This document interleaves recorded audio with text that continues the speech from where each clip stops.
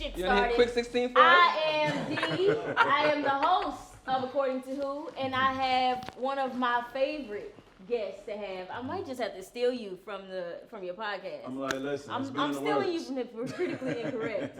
I'm stealing you. I'm here. Listen, we're gonna discuss it.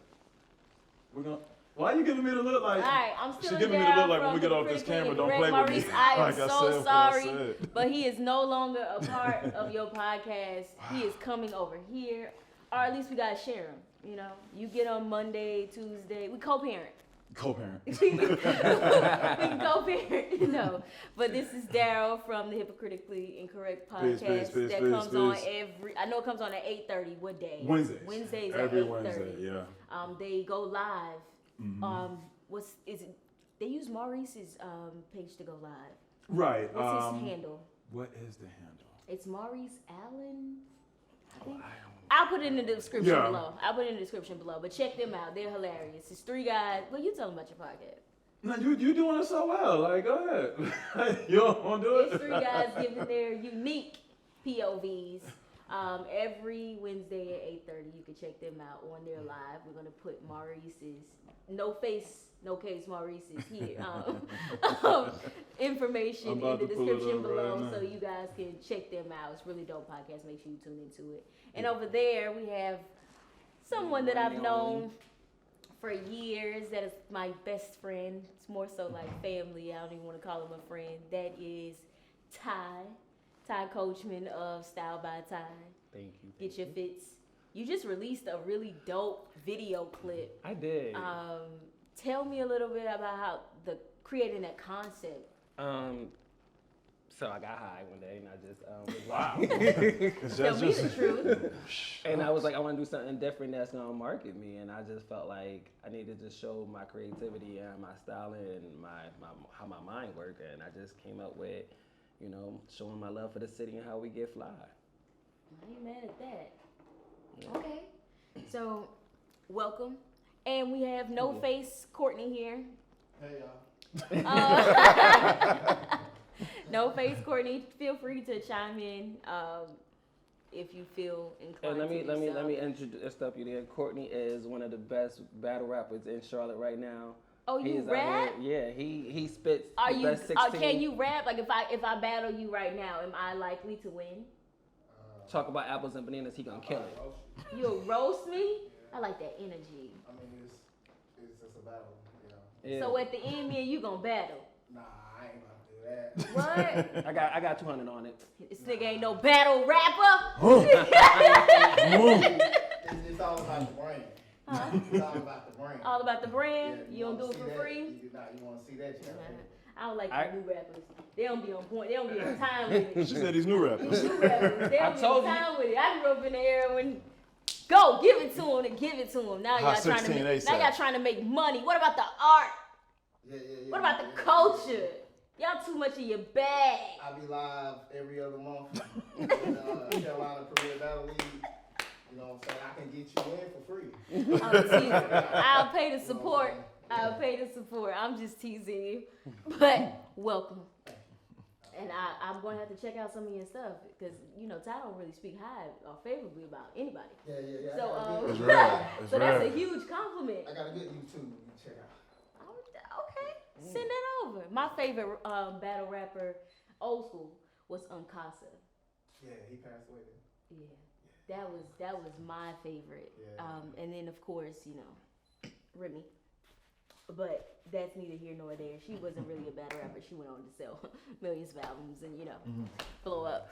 But yeah, that's how that goes. You know, Remy. So let's jump right into it. What is the state of Black culture? I was sitting around and I'm just thinking about like the struggles that or the things that we used to discuss in our communities and how we are now so business minded. And so focused on building generational wealth and bettering ourselves, healing ourselves. Therapy is a big thing in our community now. Real estate is a huge thing in our community now. Stocks, NFTs, cryptocurrency, entrepreneurship. Those are some of the things that our culture is predominantly talking about. how do you guys think that will be reflected in 10 years from now? Because these are not conversations we were having 10 years ago. You remember the song with Nas and he was like, if I rule the world and everything in it, I feel like 10 years from now, that's going to be the legacy that we leave for like the younger generation that's coming up. Like they're going to be out here, the moguls and moving things and living a happy, peaceful life. Like you said earlier, therapy is such a big thing. Now that allows a lot of our younger youth to understand that they can now talk about certain things that when we were growing up, we had to keep bundled up in our homes or whatever, and it would eat away at us, where the younger youth are like going to be able to release it and to be comfortable with being themselves, and as well as being able to maneuver in this world to do things that they need to get done, you know, like getting money and making empires happen for them, for their next generation. So would you say the younger generation is, do they just have better outlets to express themselves, or are they more courageous? They're more courageous than me. One of my closest friends, I met her when she was 22, and I always bring this subject up. I saw her make $8,000 off of selling dreams to girls, and one day out of her house, and you know, by the end of the year, she had well over $500,000 she made for the year.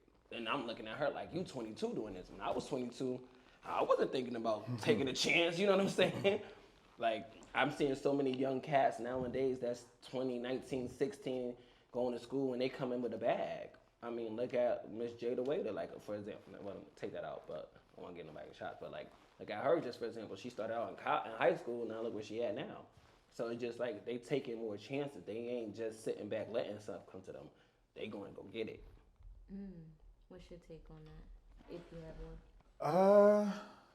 In 10 years, how do you think the foundation that we're laying now will have affected our kids? I think it's going to be the same way that we're looking at it now, that they're going to be doing it with their children 10 years from now. We had people who was putting those building blocks together that we saw, but everybody didn't take hold of it. A lot of it seems real faddish right now. It sounds hip to say that I go to therapy. 10 years ago, nobody gave a shit about therapy.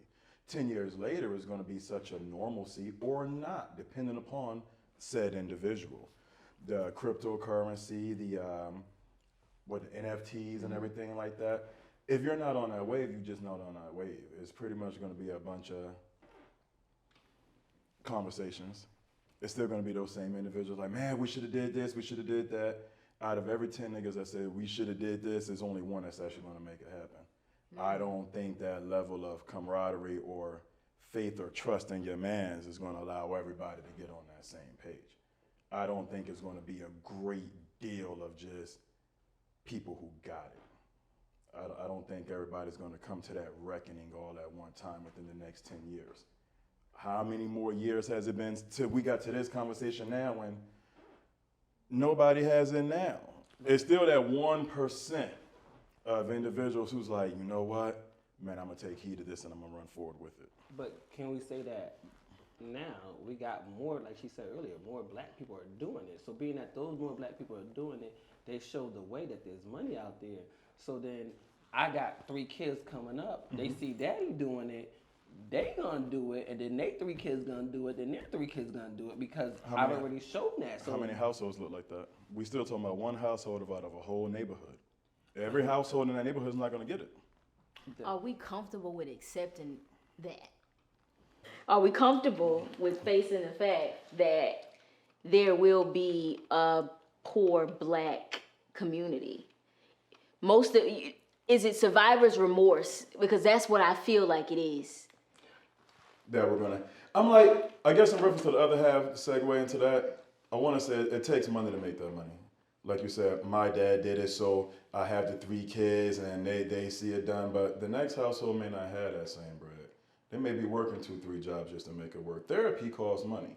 This NFT shit costs money, the Bitcoin shit, everybody ain't got it. Are we comfortable with the thought process that there will be poor black people, poor black communities? Even having it, everybody's not going to be as encouraged or motivated to go find out about things that didn't just fall into their lap. I think that's the laws of the land, though. I know, but the black community has a real big issue with poor blacks. Whereas other communities, they see it as survival of the fittest. We really try to pull everybody up. We're not comfortable with seeing our people not doing well, or we feel as if it's more that we could be doing if we see it. Whereas other communities, shit, you don't ever hear white people talk about poor white people. But we have to get, we have to get comfortable. You don't hear them mention them. They get, act as if they don't exist. They're out of there. But but to be honest, we have to get comfortable with that, because the simple fact is, like I was saying earlier, everybody can't be the fucking boss. If everybody's the boss, who's really the worker? So, and I think and not to cut you off, but I think that's the better half of why they don't recognize them, because a lot of them may not have ever been in that neighborhood or that circumstance. We feel responsible for going back and pulling up people up by the bootstraps because they were once our neighbors. Had I never been in that neighborhood and never seen them, never been to that side of the tracks, fuck them. I don't know who they are.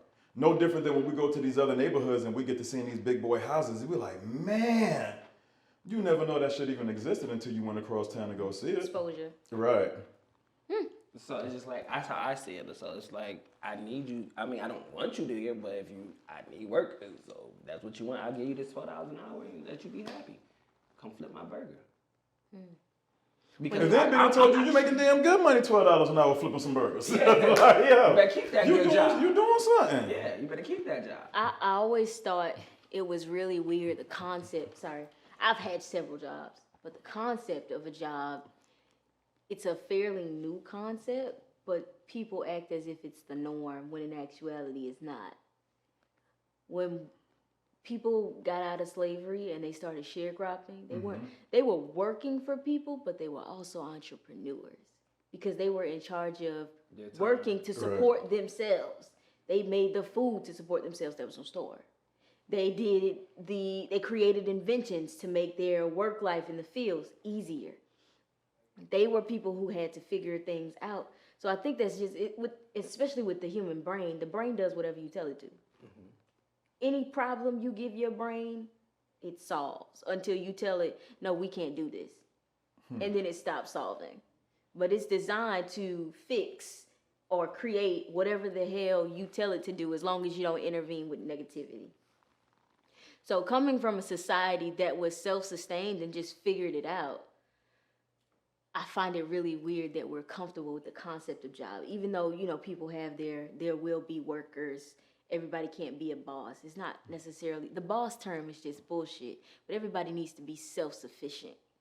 You need to know how you'll eat if there is no grocery store. You need to know how you'll get water if there's no bottled water. Those are just like basic life skills. Like, you shouldn't have to depend on a woman to cook for you. You should know how to cook, because if a woman's not there, then what are you gonna do? It's the same thing for humans. It's a damn shame that we've gotten to a point where we're so self-reliant on government entities or other businesses creating things to make us lazier, that we're not even responsible for certain things in our lives no more. And we kind of got a glimpse of that when they shut down the schools.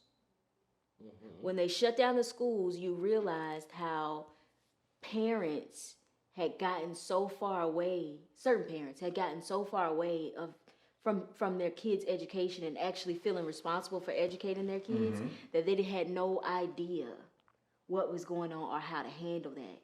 But what they did learn is they learned that they're their kid's best teacher, because you know your kid. That you send your kids to school and they tell you your kid has a learning disability, but you know little Deshaun ass don't like to do nothing without having this, and this first. So you give him this, and this first, and then you teach him, and he's receptive to the information that you're giving him. Versus the school, they don't know that. They don't have time to even figure that out about little Deshaun. You're your kid's best teacher. So what can we do to make our communities more self-sufficient? Is that still our responsibility, or is that like an outdated concept? Should we continue to be dependent? I feel like it's not our responsibility to make our community, but I feel like it's our responsibility to at least attempt to teach one. Because again, you can always take a horse to the well, but you can't make that motherfucker drink. You get what I'm saying? Yeah, I can't force you to take this, soak this in, but what I can do is present it to you and give you to you on the table. Now, it's your choice. Like my uncle, Uncle Henry. Uncle Henry gives you knowledge all the time. My uncle used to always give us knowledge.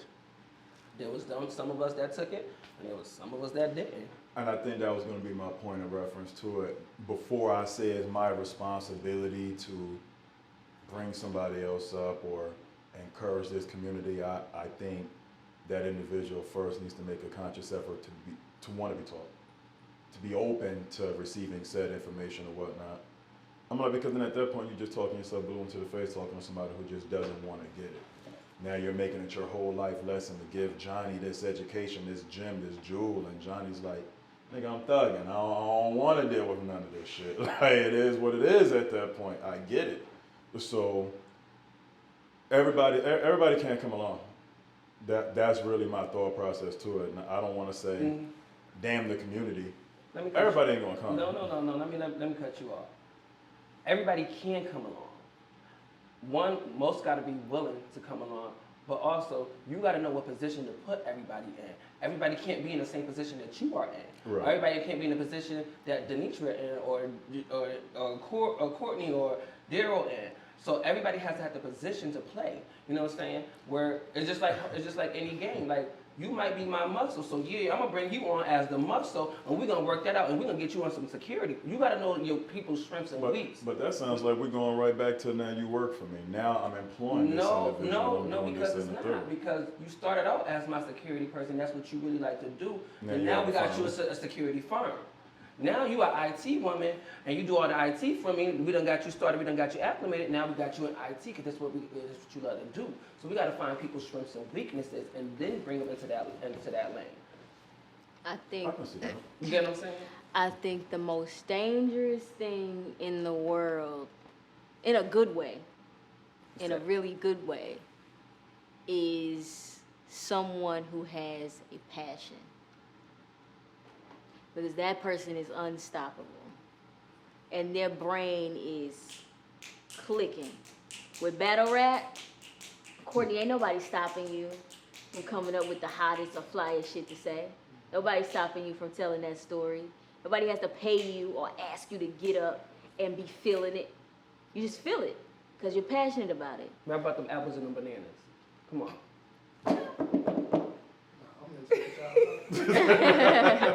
Nobody asks you to get up and think about fashion. Fashion is you. It's just like it becomes a living, breathing part of you. Once it resonates with your DNA, no one has to. It's like you no longer have to have an alarm clock to wake up. You just wake up on that type of time.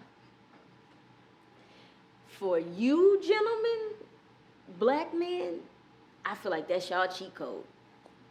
When y'all find y'all passion, it's a wrap. Y'all take it far. But the sad thing is a lot of people don't take the time to teach you that there is a such thing as a passion. But you know what, too? What you're naturally drawn to is what you're supposed to be. Does that black man ever get the time to get to that? No, we do. They create it when they're passionate about it. You create time for your podcast. You create time. But I'm gonna say this too. What you passionate about? Not to cut you short though.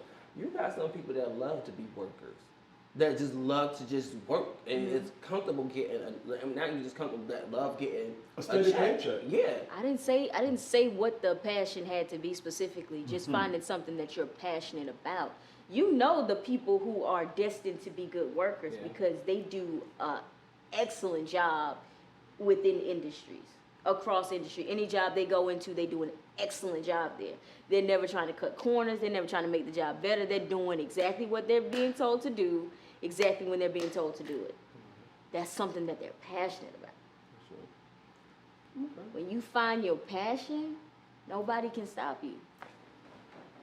But it's not a lot of people telling you to seek your passions. Does somebody have a wrong passion?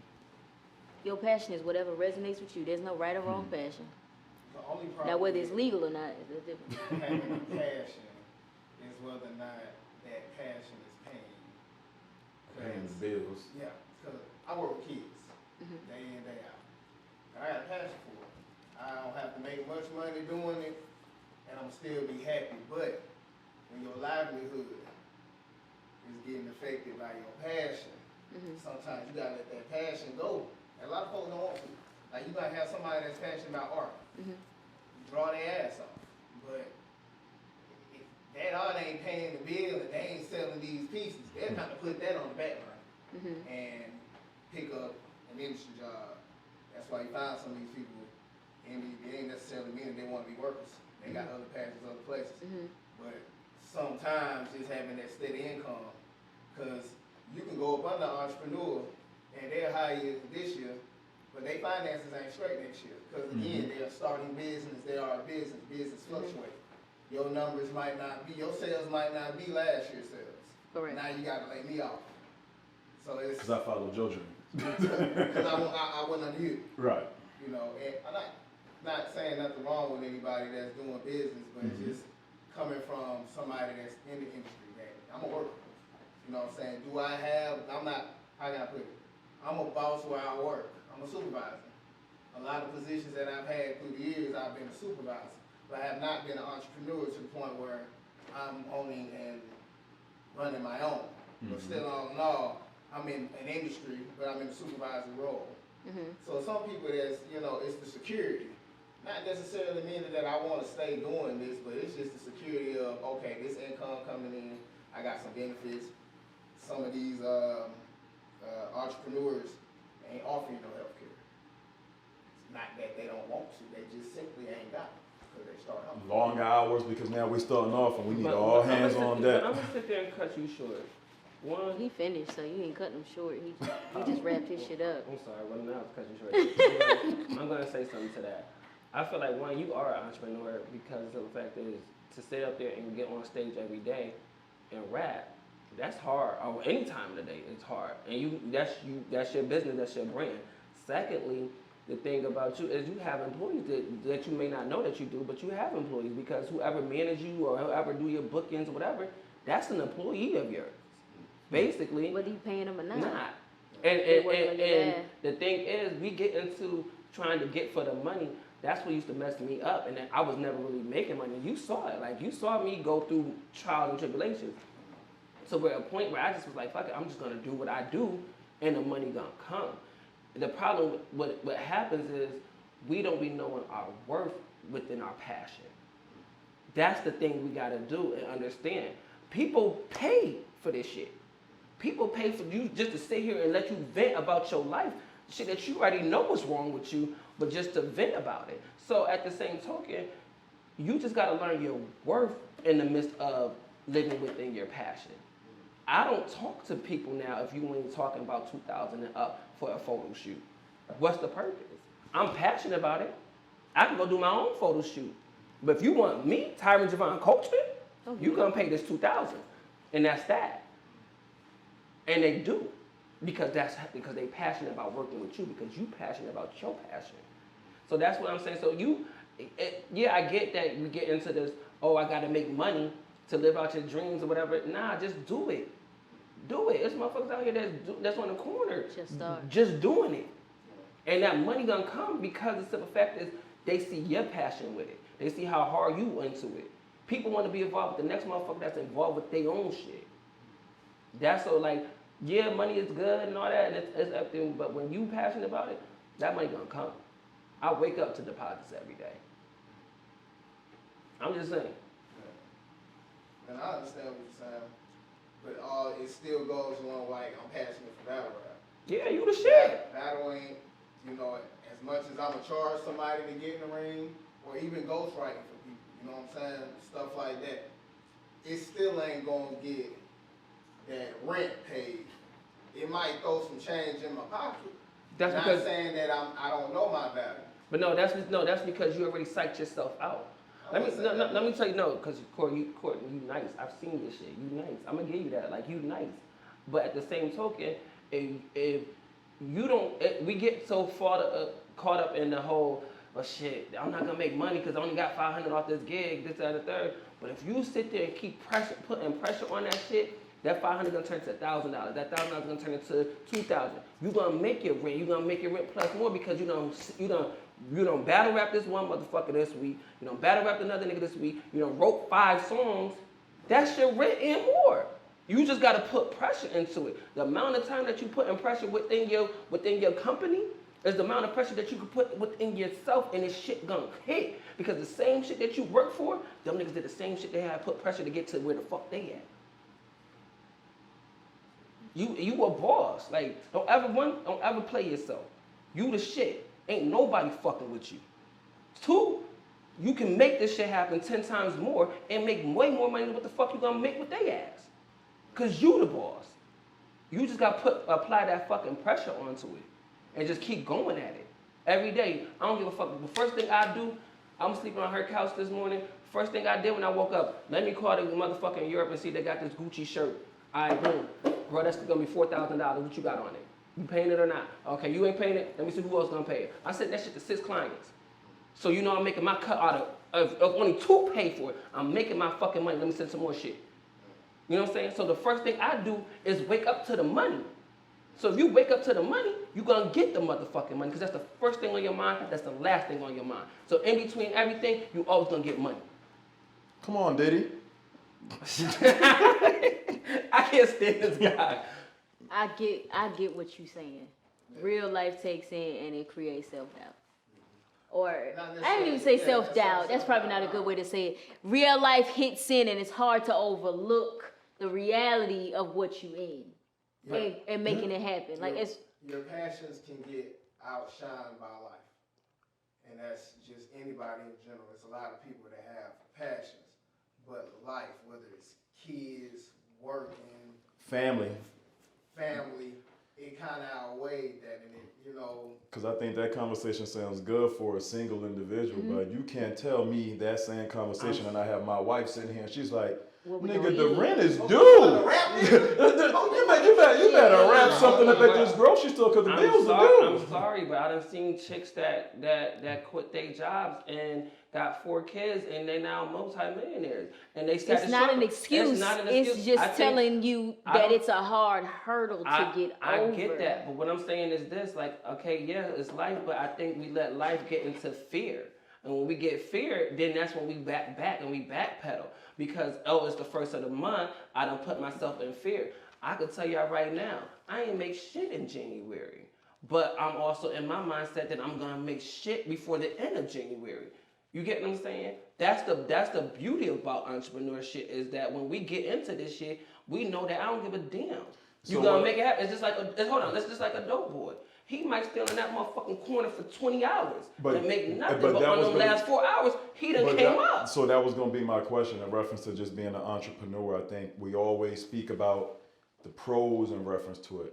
We don't really hear too many people speak about the long sleepless nights, the hungry nights, the nights that I had to sleep out in my car, the times that I had to bank on somebody else and borrow this money, fall out with individuals.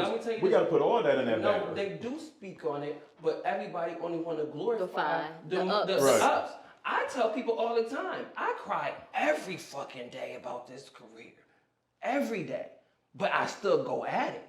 People only see this, and they see this. I can give a fuck about this, to be honest. I like my story now. I've grown to love. That's the thing with being an entrepreneur. You gotta love the story.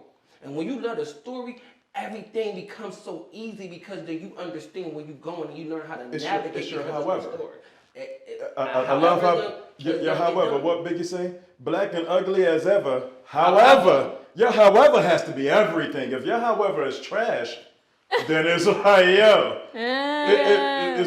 you ain't got no plan B. It's 26 letters in the alphabet. Don't get me wrong, I get it. And so that's like with Candy Burns. She always say you have to have multiple streams of income, and I understand it now. It's the hustle. It's the hustle for us. Like, that's one thing I don't give a fuck what nobody say. Ain't no race can do better than a black man. We hustle from sun up to sundown. We're gonna get it. And that's our story. But the hustle is fleeting. That's why I say the hustle is cool. I feel like it's the passion. You haven't stuck with this career because of the money. Because the money goes up, it goes down, it goes up, it fluctuates. It's unpredictable. No, that's not fear. That's just the reality of how the game goes. That's just life. Money goes up, money goes down. But you love fashion. You would do fashion even if you had a 9-to-5. You would find the time to do fashion. That's why I say it's not about the hustle. The hustle is what they teach us because the hustle is not sustainable. Because with the hustle, you got to be winning. Okay, maybe That's a fact. Okay. The hustle is hood shit. That's why they give it to us. It's fleeting. It's not going to last. But your passion, that's in your soul. That's in your DNA. That's in your heart. It's not going anywhere. Can't nobody come snatch that up out of you. Have you seen these niggas in prison creating fashion lines out of the shit that's passion. That ain't no hustle. Hey, I spoke to that dude. Oh yeah. You spoke to him? Yeah. Yeah, but that's passion for fashion. Because no matter what, that nigga was gonna make a fly-ass trench coat or whatever out of some cloth that he found in the kitchen. It didn't matter. You started in a thrift store. Now you in Saks, Paris, France, buying Birkins. Bitches can't buy Birkins. They don't even know that these bitches think they can go in a store and buy a Birkin. They don't even know you have to be invited to buy a Birkin.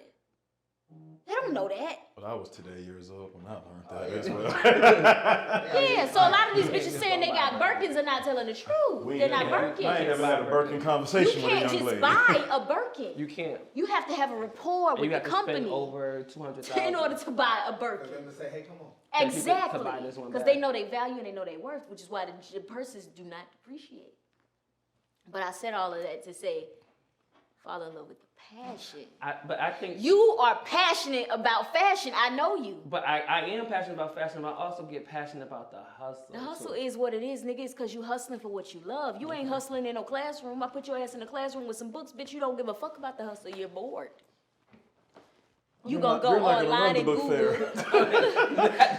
You're not gonna be passionate about the book for Exactly. everybody. You gonna go online and you gonna be looking for, okay, what are they putting out? What are they putting out? What are they putting out? I'm Oh, gonna that's get you fly. something. Let me But that's what I'm Book saying. sleeves. But my hustle is fashion, and my passion is fashion, so That's they run what- in line with each other. But what I'm saying is, it's not the hustle. Okay, I It's get the it. That's passion. just the passion. You get excited to do what you're passionate about. Nobody has to wake up and put a battery in your back. If I put your ass in a classroom, but you're gonna hit snooze over and over and over and over to delay going to do some shit you're not interested in doing. But if I tell you about to fly overseas and sit front row at somebody's fashion show, Then we got to see I don't have to 5 wake you Instagram up. videos with You your got ass going to the damn airport at 5 a.m. talking about, I got my bag, y'all. I'm on my way to the fashion show. you got that field trip next day type of energy, Right. can't sleep.